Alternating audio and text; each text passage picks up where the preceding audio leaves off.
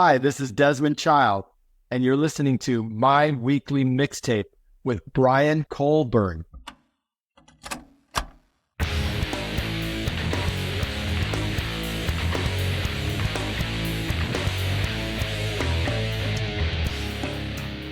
Welcome to My Weekly Mixtape, a podcast that takes the classic mixtape approach to building a modern playlist. I'm your host, Brian Colburn. Tonight, I'm beyond excited to welcome one of my favorite songwriters on the planet to the program, a man responsible for so many of the great tunes that have lived on my personal mixtapes over the years. It's almost staggering. And that is the one and only Desmond Child. Desmond, thank you so much for joining me on My Weekly Mixtape. Oh, thank you for inviting me. This is great. Well, I'd like to start by asking you the question I ask all of my first-time guests, and that is, what does the word mixtape mean to you? Well, mixtape is sort of a modern idea that comes from DJs, kind of going from one song to the other. Sometimes they have the same tempo, so they mix them together as they transition from one to the other. So then it became this thing of the collection of your favorite songs. That's how that came about. Well, you recently released a new memoir entitled Living on a Prayer, Big Songs, Big Life, which I'm sure is going to be coming up a lot through our conversation tonight. So without further ado, let's just start diving into some of those big songs. The first song I'd like to talk about is House of Fire, a song you wrote with Alice Cooper and Joan Jett for Alice's 1989 album Trash. However, in 2014, it surfaced as a bonus track on Bon Jovi's deluxe edition of New Jersey. When you're writing songs, do you write with an artist in mind, or is this an example of House of Fire is a Desmond Child song first and foremost, but let's see where it fits with a few artists before the decision is made? Because to me, both versions of this song are amazing, and I think that speaks volume to the strength of the song in the first place. Are they identical lyric-wise and everything?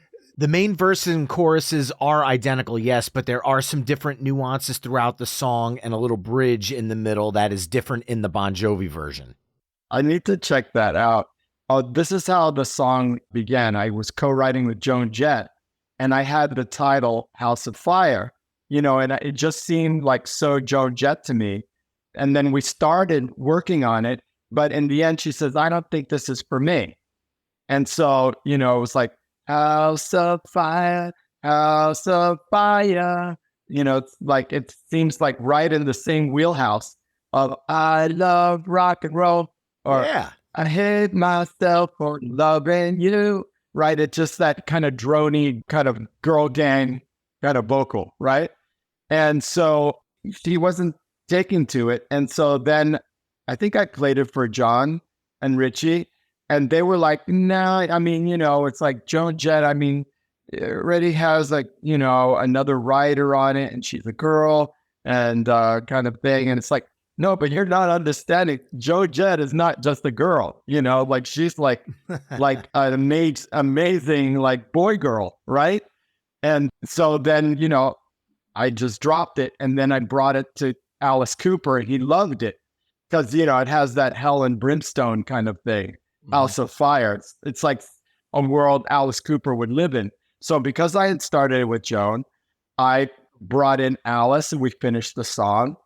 I had no idea that John and Richie kind of didn't let it go. It is a demo version on the deluxe 2 CD edition of New Jersey. Yeah. I don't know, how it is. And they worked on Trash, but they didn't hear the other songs. So they didn't know that I was still developing House of Fire. So it's one of those kind of faux pas. And really, they should have grabbed it from the beginning, because when I played John, I Hate Myself for Loving You, he just listened to the song and he just said, fuck you. And he walked away from me. And I think he liked it. Yeah, I'd say so. He said, why'd you write that with her? And I said, well, I co-wrote it with her. It's like the day one that I met her, it's like, you, and you just walked away because, it would have been so perfect for him, right? For Bon Jovi. It has that kind of bratty thing, right? Definitely, yeah. And so somehow, I'm sort of the virus that keeps infecting everybody with these hooks. Well, while we're on the topic of Alice Cooper, Trash was kind of a comeback album for Alice, even though at the time I was young enough, as were a lot of people my age, to have that album be my introduction to Alice Cooper, which I have to add, my father took full advantage of, because as soon as I told my dad that I was a fan of this quote unquote new artist, Alice Cooper, he took me on a journey back through his older albums. But this echoes a similar situation for you with Aerosmith and their 1987 album, Permanent Vacation, which for them was a comeback album. Was this a common situation you found yourself in through the 80s, or is this comeback album, Desmond Child Connection, more happenstance? Well, I think what happened was, I had my first big hit with a rock band with KISS, which I collaborated with Paul Stanley, and we wrote I Was Made for Loving You. And so that was such a huge global success that then, bands were like, well, the A&R guys, like John Clodner, were kind of saying, then Bon Jovi met me through Paul Stanley. So that's the connection there. And then we had instant success with You Give Love a Bad Name and Living on a Prayer. And so then John Clodner called me because he wanted me to co-write with Steven Tyler and Joe Perry for their next record. They had done a record called Done with Mirrors, and it wasn't a commercial success. And so it seemed like I was the golden boy of the hour. So they thought, well, this is a great guy that you can put in a room and he'll collaborate with the artist and they come up with something good. So that's how that started. And, with Aerosmith, it was, very reluctantly agreed for me to come and try to work with them. And the first day we got together, we wrote Dude Looks Like a Lady. So I'm sort of good on a first date, then it gets complicated. I was going to say, how do you establish that rapport with an artist? Because songwriting is something that is, at least for me, something that you have to be very open and very vulnerable in to kind of dive into where the song is going to take you lyrically. How do you instantly establish this rapport with these artists? Well, you said two different things. One is, how do I establish the rapport? But you also said you have to be vulnerable. Not with these people. There's no vulnerable. There's no vulnerable with stadium like hetero rock bands. That's the opposite of what they want to be. Vulnerable. I mean, the KISS way is, the protagonist who, is either Gene or Paul, they always have to be the winners, the victors. They can never be the victim of whatever they're singing about. So that kind of, we're going to make it, we are the champions, that kind of feeling is all through their music. And that's why, young adolescent boys loved them, because it gave them a kind of a superpower, this kind of rock music, and the sound of the guitars being so electric and all that kind of stuff.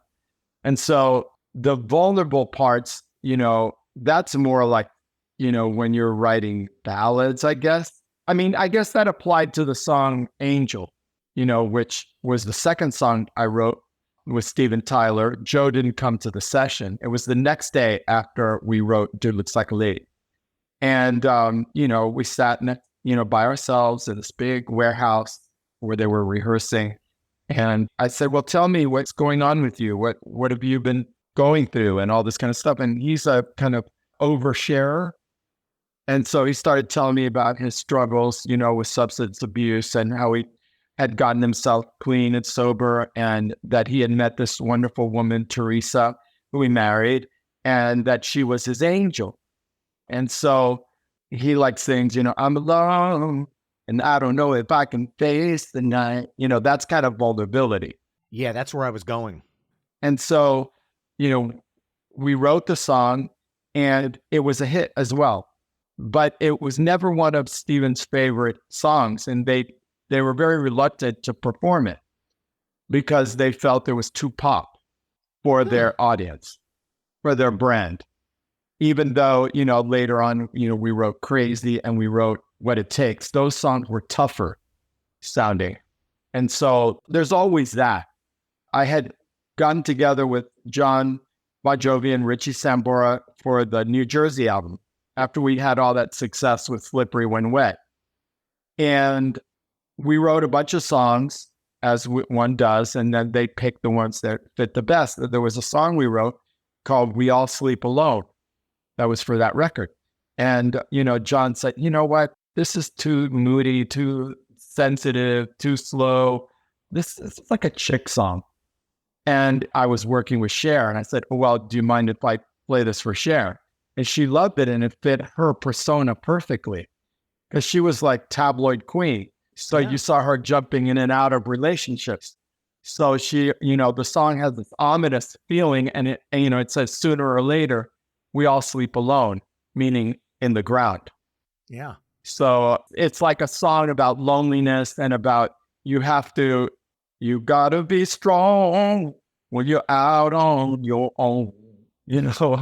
Sooner or later, we all sleep alone, right? That wasn't my best Cher imitation, but the sound of the words fit her tone like perfectly. And she made a gorgeous video of that song. And John and Richie co-produced that with me, I think, for Cher.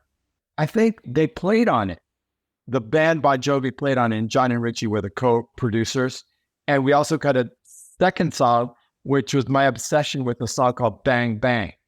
Bang, bang, he shot me down, bang, bang. My baby shot me down.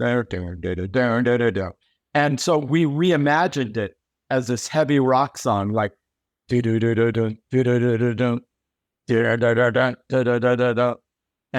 I was 5 and he was 6, laid on horses made of sticks. But the original song was only like 2 minutes long. So I realized the song only had one verse.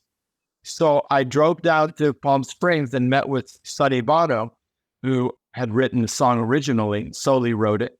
And I asked him to write a second verse, and he agreed to do it. And I just sat in the room while he came up with it. And then I took the lyrics with me and we went and we cut it. How cool is that? That's amazing. And so, last night, I'm in Palm Springs right now on vacation, and I was walking down the street and I saw like the Walk of Fame, and there was a star. They have stars on the Walk of Fame. And I like stumbled upon Sonny Bono's star. And it was like, wow. And then there was like a space, and then came another star. So there's like enough space for me to have my star. And so I'm going to find out about it, because I want to be next to Sonny Bono. It reminds me of when Hugh Hefner, when Marilyn Monroe died, they put her in this mausoleum, right, at the edge of Brentwood, over there in Santa Monica. I forget the name of it, Forest Lot or something. And he bought the niche on top of hers because he said, that's where I want to be buried, because people throughout time will always go and pay their respects at the tomb of Marilyn Monroe. They're not going to do that for me, but they'll see that I'm there on top of her. This is, I want to say, that like I'm on top of Marilyn Monroe. So I think that's where they buried him. He might have changed his scheme, but I know that story. So I want my star to be next to Sonny Bono's. How's that? All right. Well, while we were just talking about John and Richie, obviously you talked about the songs you wrote with them for Slippery When Wet and New Jersey. I want to actually talk about two songs that are two of my favorites that are on later albums that I've always told people I feel don't get as much love as the songs from Slippery and New Jersey. And the first one being the title track to 1992's Keep the Faith, which introduced almost a new musical dynamic with the band in this almost gospel-esque type sound. And I would love to know how that flavor came through in that track and how it was decided to kind of bring that to Bon Jovi, because that was kind of a new sound for them. Well, I had moved to Miami and sort of got involved with Latin music because I'm Cuban. So I came home to Miami Beach, where I had gone to high school and everything. And I was going to these salsa clubs and learning how to dance salsa and everything. It was a lot of fun. And it was around the time that I met Ricky Martin and had like huge hit, Livin' La Vida Loca and The Cup of Life. And so for that album, you know, I met with John and Richie was still with Heather Locklear, and they lived in Thousand Oaks or something. And this gorgeous house up on this hilltop. I mean, it was like a movie set. Everything was beige, you know, like very chic. And John said, you know, I love that Vida Loca. Like, let's write something that has a beat like that. And so I think that's how it kind of developed. Not so much gospel, but it ended up being that way because I think they did add a kind of gospel feeling to it. And also Tico's Cuban as well. I'm half Cuban. So there's that Cuban connection, that Latin beat is kind of going through it. So that's how that song came about. But remember, 1992, bands like Bon Jovi and Aerosmith and KISS and, you know, everybody else I worked with could not get through to get their songs played on MTV or their videos and VH1. So it was harder to promote a single. Then you had to just do it just based on the fans that you had and, you know, a terrestrial radio. But then at that time, radio was already, you know, splitting off. Rock stations, heavy rock stations, Americana, Heartland, you know, alternative, goth, heavy metal. I mean, there was a station for every kind of sound. When I was growing up in the ghettos of Miami and Liberty City, and it was a mixed race neighborhood, people with, you know, white, Latino, African American, you know, we all played together in the swing sets, and somebody always had a transistor radio. There was one station to listen to. So you'd hear Aretha Franklin come on, and then you'd hear the Beatles, and then you'd hear Dionne Warwick, and then you'd hear, you know, the Monkees. Every song was a different style. So you learn to appreciate every song in different styles. But when they figured out they can have thousands of stations and really target markets and all of that, it was part of the dumbing of America, I think. It was this whole like idea of like, if somebody likes something, then they should just like that and nothing else. I like every flavor imaginable when it comes to music. Well, I'm glad you said music. Well, the other track I want to bring up is from 1995's These Days album, and it's my favorite song on that album that incorporated an electric sitar for the lead, and that's Something for the Pain, which I thought was a very unique thing to bring to Bon Jovi. And I was curious if that was a Richie decision or what, to have the sitar kind of be the lead instrument, because it really gave the song a unique flair and it really stood out because of that. Well, I've never been a producer on Bon Jovi's tracks. I'm just the co-writer, and then I leave, and then they do whatever they're going to do. And we were very, very, very lucky that for Slippery and for New Jersey, they had the brilliant Bruce Fairburn with his engineer, Bob Rock. And so then he passed away, and Aerosmith was using the same combination. So the bands were one band coming in one door and the other band going out the other door. It was kind of like that. And so we were very lucky. And then all these different things happened, and, you know, these different producers were brought in to work with both bands. And those producers might have had an influence in how that particular song came out. You know, John and Richie were always big fans of the Beatles. And so, you know, they had gone through their Indian phase, you know, the Beatles had, you know, they went to India. And so that kind of wove its way into their music. So maybe it was a kind of a tribute kind of element to the Beatles. I want to touch on that when you're talking about the Beatles, because there's something that when I was 10 years old, listening to these songs on my cassette tapes growing up, I noticed something through 3 of the songs that you happen to write that, as I got older, started looking back and saying that might be a nod to the Beatles. And this is something now I've wondered for 35 years. Bon Jovi's Living on a Prayer Alice Cooper's House of Fire, which we talked about earlier, and Joan Jett's Little Liar. All three songs towards the end use a key change in the chorus to kind of reintroduce the song and bring you back in at the end. And that's something the Beatles did in the early days. How do you decide when a key change is important to bring to a song versus not necessary? It just all is different. I never had Beatles in mind when I suggest key changes. Especially the most effective one was "Living on a Prayer." Yeah, because when they did the first demo, they did the key change, but there was a drum fill for like a full measure before the key change came in, and I suggested they drop a beat. Live for the fight when that's all that we got. Oh, then the O is on one after a bar of three. Yes. So all that you got, oh, as opposed to live for the fight and that all that you got. 1, 2, 3, 4. Oh, see what I'm saying? Mm-hmm. I thought that sounded corny, but the sudden surprise of the key change is what makes that song. But also, John has cursed me, like mercilessly for suggesting the key change, because it put the song in the stratosphere key-wise, and, in those days, that no problem. But, as one matures and becomes more manly, your voice starts to drop a little bit.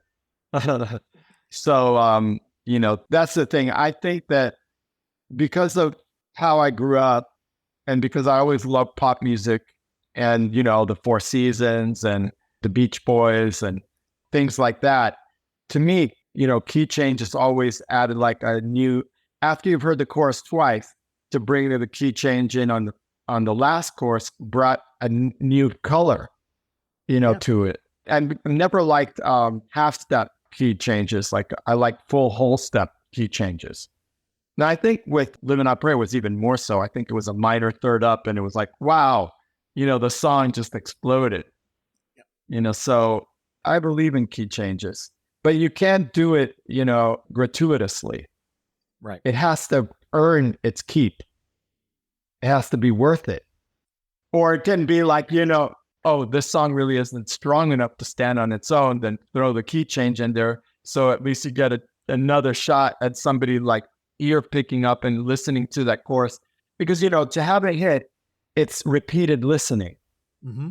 That's why I preferred the bad old days of payola, because they could buy the record labels could buy into, a program director and wine and dine them and, give them coke and hookers and, every, private planes and all this kind of stuff to get repeated listening.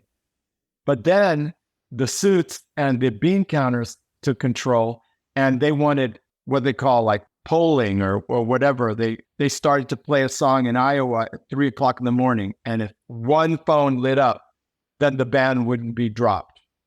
It's like a song has to be listened to several times. Sometimes you go, I really don't like that song. And then all of a sudden, after you hear it a few times, then it sinks in and then you like it. I was like that with Careless Whisper. When I heard that song, maybe I was just pure jealous, right? And there's this gorgeous George Michael, and there was that line, guilty feet, they got no rhythm. Mm-hmm. And I just thought that was the stupidest thing I'd ever heard. Guilty feet, stinky feet. I don't know. It just it rubbed me the wrong way. And now it's like my favorite song in the world. I mean, I just love it so much.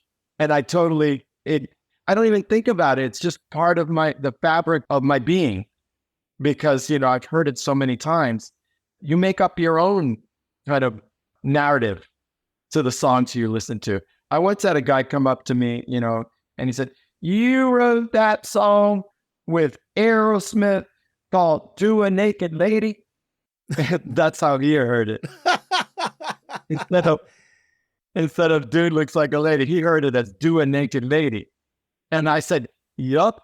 That's it. That's exactly what I wrote. Why destroy his world You Yeah. know? But the song was originally, if I'm not mistaken, I've seen you talk about the fact that the song was originally called Cruisin' for the Ladies. I don't know if that would have had the same impact. Well, I mean, I hadn't even said hello to them. I was led into the big warehouse where they were rehearsing, and Steven said, come with me, come with me. And I didn't say, hi, I'm Desmond, no, nothing. He said, come with me, come with me. And on the side of the stage, the monitor guy was there, and they had recorded a guitar lick backwards. I mean, they were playing it backwards, and nada, nada, nada, which kind of reminded me of ZZ Top kind of thing. Yep. And so that he started singing "Cruising for the Ladies," and then they stopped and they said, "Well, what do you think of that?" I said, "That's really bad." And they were like in shock. And Joe was like crossing his arms, like looking at me sideways, like this, And then Steven, who's, like I said, people pleaser, he said, "Well, originally I was singing 'Dude Looks Like a Lady.'" I said, "Stop right there. That's a hit title." And Joe said, "But we don't know what that means." And I said, "Well, I know what that means." He said, "Well, we don't want to insult the gay community." I said, "I'm gay. You're not insulting nobody. That's fun." And, that song has endured the test of time and has a great lesson to tell, which is never judge a book by its cover or who you're going to love by your lover. Because, hey, if it looks good to you, go for it. Or if you have a feeling, go for it. Well, that's a top 3 Aerosmith song for me. I've always loved that one. Well, I loved it because, it sort of brought them back big time, and they made the funnest video. And when Steven was singing "Dude Looks Like a Lady," you thought he was singing about himself because of the big lips and, eyeliner and the painted nails and all this kind of stuff. So it's like, dude looks like a lady. It's like, he was like saying, almost like, I'm a dude and I look like a lady. And, he looks like a lady now, like he always has this androgynous look. He's never lost that.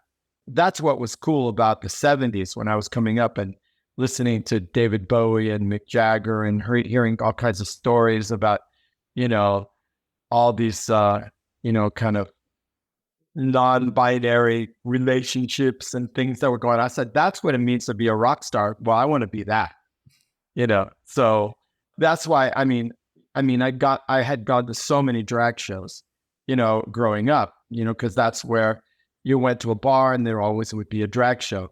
So that's how, we came up with this idea. But actually, it stemmed from a true story, because I asked him, how'd you come up with "Dude Looks Like a Lady?" And he said, well, we went to this bar on the shore, and me and my guys, the roadies and stuff, and it was like almost empty, except the long, lonely bar. And at the end was this kind of vision of loveliness, this like bouffant platinum mullet with like porcelain skin, black nails, and jewelry, and curvy figure, voluptuous. And they were like drawing straws who was going to go and say hello, right? Hit on her, right? So all of a sudden she turns around and it's Vince Neil of Motley Crue. And so that's when Steven said, "Oh, that dude looks like a lady. Dude looks like a lady. Dude looks like a lady." And so he loves alliteration. Dude looks like a lady. I mean, the D and all that. But when he went to go and write the song, I'm sure that it would, that idea was like not even brought out on the table. He just changed it to "Cruising for the Ladies," because that's what would be expected of a hetero rock band. But I as a joke, I said, I don't think Van Halen would put that on the B side of their worst record to see if I could get them to laugh. And there was that fell on deaf ear. No, they didn't think that was funny. That was like another insult. Well, look, at the time in the 1980s, glam metal was massive. I mean, you think about bands like Poison and Warrant, they all had the Aquanet hair. That song was very timely for the state of the hair band scene. I mean, if you watched Headbangers Ball in the 1980s on MTV, there was more Aquanet throughout that show, where even artists who didn't do the hair band thing changed their look. Like Heart started teasing their hair up when they did their version of I-10s Alone. It was very much the mid to late 80s. That was the look. Right. Exactly. Just like when Ricky Martin came out and he had that frosted split up the front. Mm-hmm. I mean, which was a very gay look, right? Every straight dude in America got their hair cut like that and frosted the front and flipped up. So you couldn't tell who was gay and who wasn't anymore, because that was sort of like a signature look, So it's the same thing when stars create a fashion. Look at when Cyndi Lauper came out and, she had this look, with the teased up hair and it was like also teased up, but it was more like a rooster, and there was like different colors, purple and green and all pink and all this kind of colors like that. And then Madonna was making a movie called Desperately Seeking Susan. Yeah. And she like verbatim copied Cyndi Lauper's look for the character. And suddenly everybody had that look. Every girl had that look. Thrift shop clothes, lots of bangles and kind of like flea market look and like Raggedy Ann's and all this kind of stuff. And, I heard that Cyndi Lauper went crazy that her look was stolen. That was her look, but, Madonna became massive and everybody wanted to look like her. So that's what happens. So teased up mullets, I mean, they've been in fashion since, the days of Louis the 16th. Right. And they're coming back. I mean, there are a lot of rock bands now that are incorporating that look again. I've seen it in both rock and in some country artists. Still, the mullet is definitely back in country music for sure. Well, everything old is new again. Amen. Because, it's fun, Well, now I want to dive into a couple of songs and projects that you've done in some of the later years that I've gravitated towards. And one of them was back around 2010, I bought Weezer's Hurley album. Not reading the liner notes, I put the album in, I started listening. And when I got to track 3, when it was done, I had to play it a second time and a third time and a fourth time. And I instantly fell in love with the track. But then I finished the album, got home, put it in my CD player, opened up the book, and saw that the song was co-written by Desmond Child. And I went, well, that explains why this song resonated with me. That was the one time you worked with Rivers Cuomo and Weezer. And to me, that song is definitely the strongest on Hurley. I'd love to know, because that song to me sounds like a takedown of reality TV shows like Jersey Shore, which was massive at the time. And being from New Jersey, listening to those lyrics, I'm like, I think they're talking about us. I would love to know more about this tune. Well, I don't know. I just love the title Trainwrecks. And, I started, writing the song with Rivers, and he was like egging me on, like, yeah. Keep going. And, the idea is like the couple in the song, they're so dumb, like they think that they're cool, and so even though everybody thinks that they're trash. And so it has really, really clever lyrics like digging in the couch for some cash. And, their car is wrecked. They can't get in their car. They have no gas for it. Like they're just flat broke, but they can still party. So they're like party crashers. So they're just like heard there was a party and they show up and, get free drugs. And it was kind of like a Bonnie and Clyde of, trashy people. Yeah. And so that's why I love the song so much, because it's like, if you really listen to the song and, it's like you can really imagine those two like a trashy version of Pamela Anderson and Tommy Lee. That's what I had in my mind. Like they're like, the Duke and Duchess of Windsor compared to the characters in that song. Yes, yes. Pam and Tommy. Musically speaking, I kind of, I was thinking about the Rolling Stones a little bit, Yeah, a little bit. I was thinking like Stones, like, kind of, I don't know, kind of like that kind of jangly, kind of bouncy rock that has a little soul, a little bit of soul music. And I had once read this article that this professor of music history had determined that the most successful songs in pop had an element in them that was R&B. Like when the music didn't have an element of soul, they didn't last as long. They didn't stay number one as long. They didn't, and so there was like a quotient of how much soul in a song. And I look at, the success of I Was Made for Loving You, the dance beat with the rock guitars. Then later on with You Give Love a Bad Name and Living on a Prayer, the Motown bass, it's very like Jackson 5 in a way. Yes. Yeah. So I kind of always had that in the back of my mind. If there's a soul element, the song is much more listenable and stands the test of time so much better.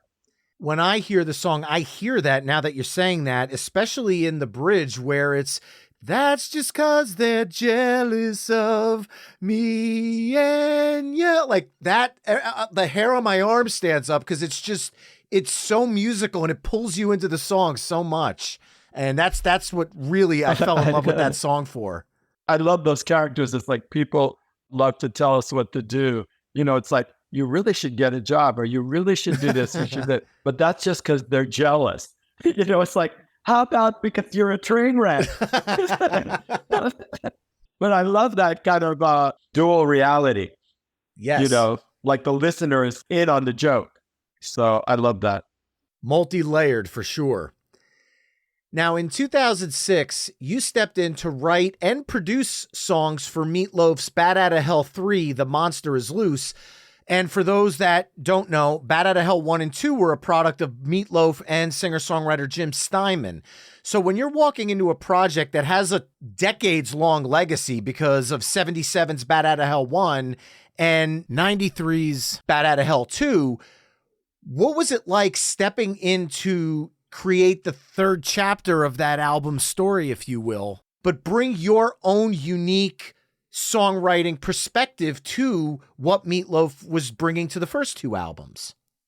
Well, I think that I was very naive and I was so blown away that I could do it. At that time, Meatloaf and Jim Steinman were in a terrible lawsuit over the brand name Bat Out of Hell because Jim Steinman wrote a Broadway musical, Bat Out of Hell, and Meatloaf didn't want him to use that as the title. He says, no, those are the names of my albums.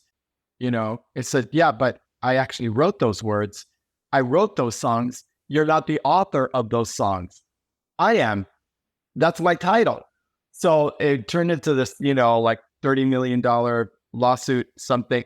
And in the middle of that, he needed to tour and he needed to jumpstart his career. So they brought me in because I was the closest thing to Jim Steinman that they could find because I had similar roots, East Coast, Brill Building, Phil Spector kind of background. And also, the Bon Jovi, kind of Springsteen-esque Jersey sound was, I had been successful with that. And, I'd also was, big fan of Jim Steinman, just Total Eclipse of the Heart is a masterpiece. Yes. And so I jumped at the chance to do it, but I was really kind of used as a kind of pawn. I think Meatloaf thought well, I'll make Jim jealous and then he'll want to settle the lawsuit and then come back and actually produce the real Bat Outta Hell 3. So which, but the album became one of the most expensive albums I've ever made or of all time. It was $2 million budget. Wow. It took 9 months. And they loaded up the album with 7 Jim Steinman songs that came from different sources. Like Jim Steinman had a vampire musical, so they grabbed Land of the Pigs and stuff like that from that. And, Jim Steinman had a solo record. So they took songs from that. And Jim Steinman had written songs for other artists like Celine Dion. It's all coming back to me now. Yep. And they wanted to do that as a duet. And so there are 7 Jim Steinman songs on it. And then I wrote some great, amazing songs with John Five and James Michael, Blind as a Bat. I mean, it's like masterpiece unto itself.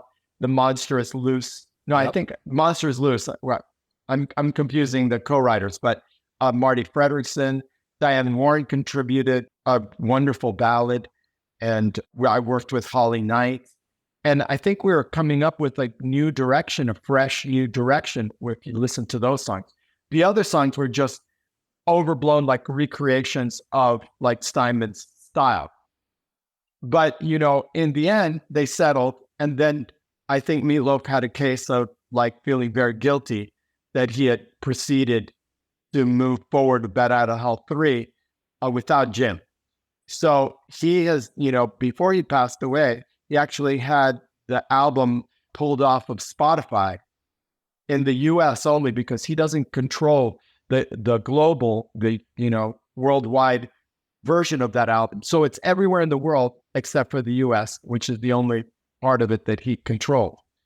And, you know, he ended up making his last record with Jim Steinman, which maybe those were the like songs that Jim wanted to save for Bat Out of Hell 3.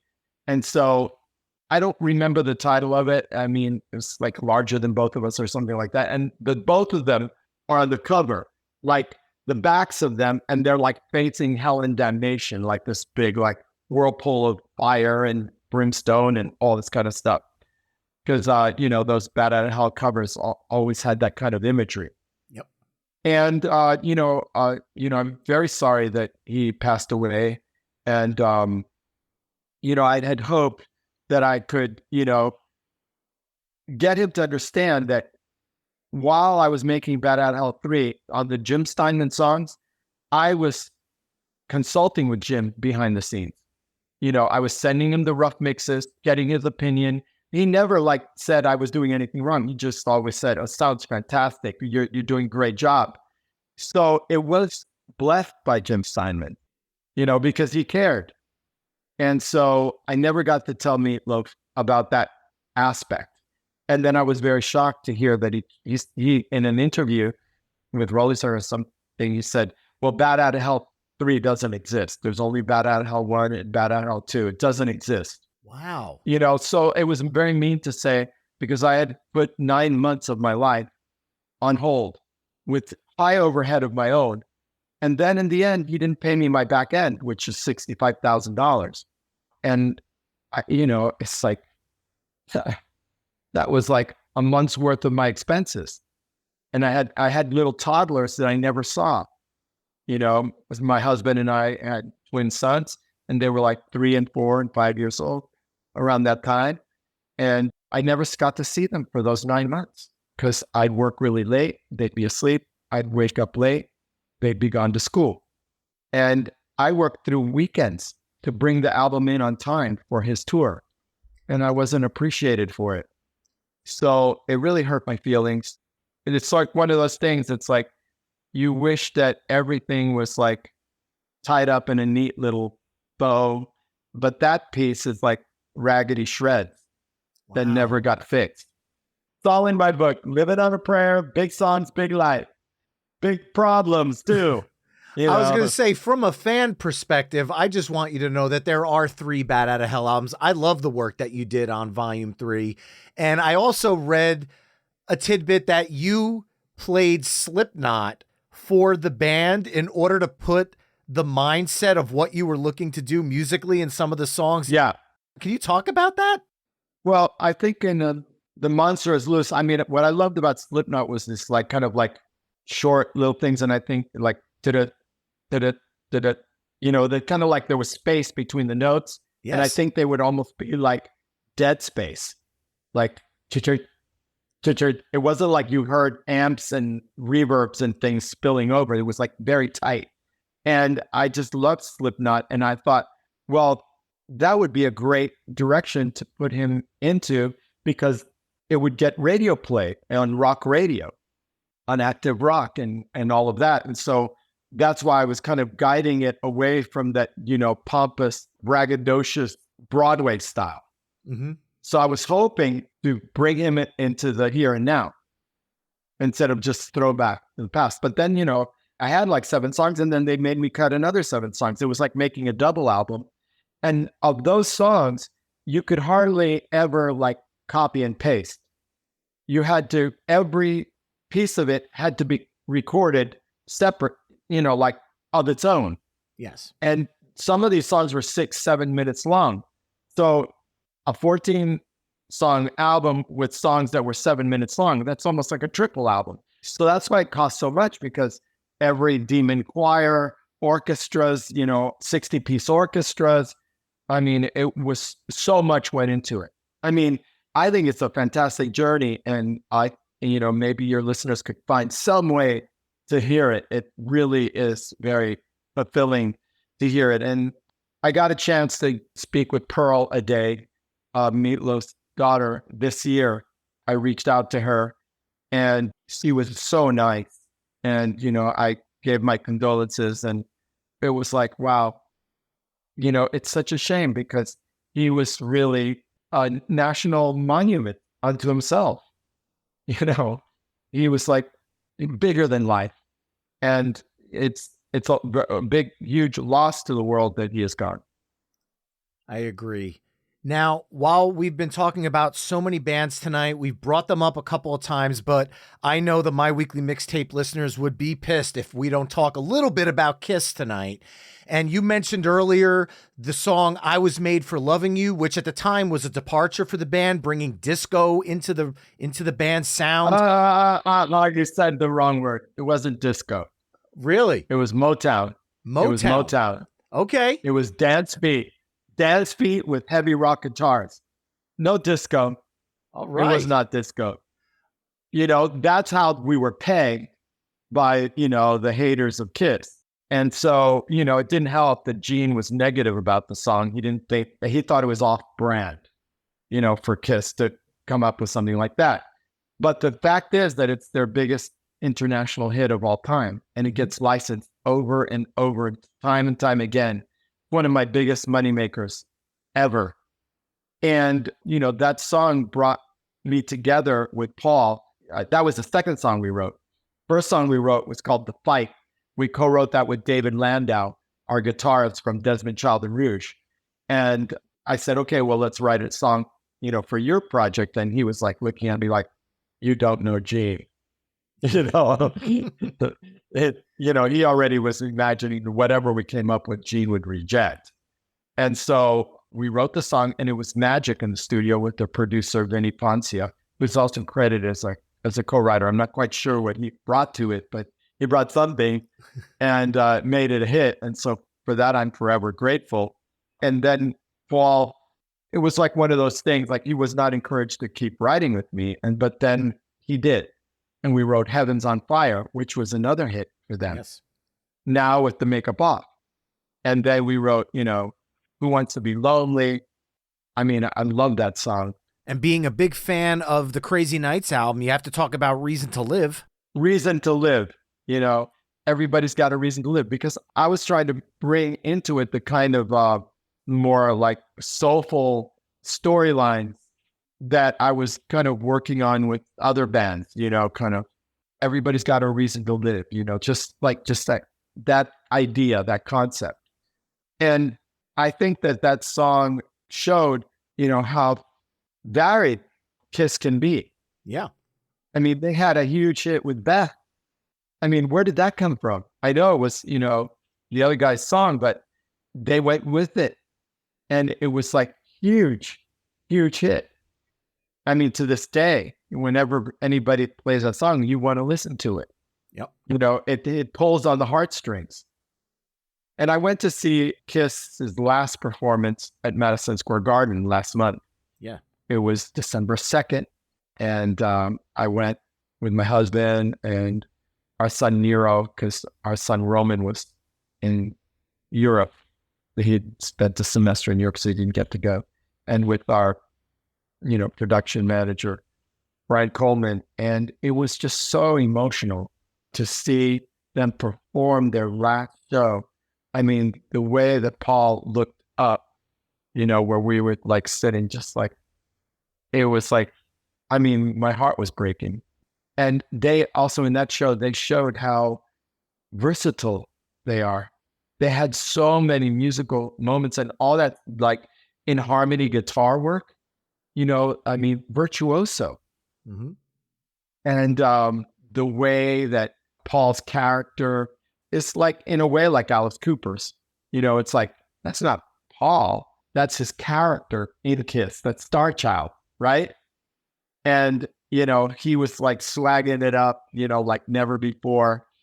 And, it was just so, so sweet. And they'll be forever because I'm sure that they'll be morphed into holograms and into, you'll go to a KISS show and you'll feel like they're there. Yeah, through the avatars, I saw the ABBA show in London twice. The second time I went, I actually had tears because when they sing that song, The Winner Takes It All, and that's about them breaking up, and what they went through. I mean, emotionally, The Winner Takes It All. It was a very, very bitter divorce.